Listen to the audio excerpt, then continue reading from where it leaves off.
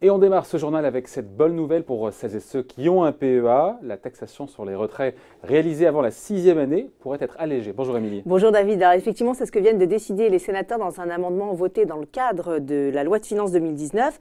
Alors concrètement, les gains liés aux retraits effectués avant la 6e année seront soumis à la flat tax de 30%, ce qui est nettement plus avantageux que ce qui se pratique actuellement. Pour rappel, les plus-values sont aujourd'hui imposées à 39,7% si le retrait est réalisé au cours des 2 premières années et puis à 36,2% entre 3 et 5 ans. En revanche, la nouvelle loi ne modifierait pas ce qui est prévu pour les retraits effectués après 5 ans, à savoir une exonération d'impôt avec un maintien des prélèvements sociaux. Cet amendement doit maintenant être adopté par l'Assemblée, ce qui semble être acquis puisque le gouvernement a d'ores et déjà donné son aval. Allez, on termine avec ce mot sur l'immobilier neuf et les ventes sur plan, les fameuses VEFA. Tout ça, le vent en poupe, on le sait, mais peut-être plus pour très longtemps, Émilie. Oui, alors l'UFC Que Choisir a mené l'enquête sur l'année 2017. C'est assez édifiant.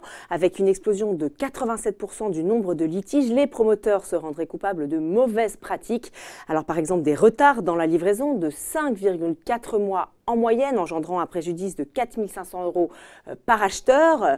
Les professionnels ne prendraient même pas la peine de s'expliquer ou alors se contenteraient de motifs formels et pas vraiment convaincants. Pire, seuls 20% des logements seraient livrés sans réserve.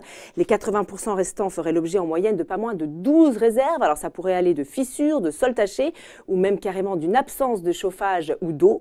L'UFC pointe également cette injustice légale.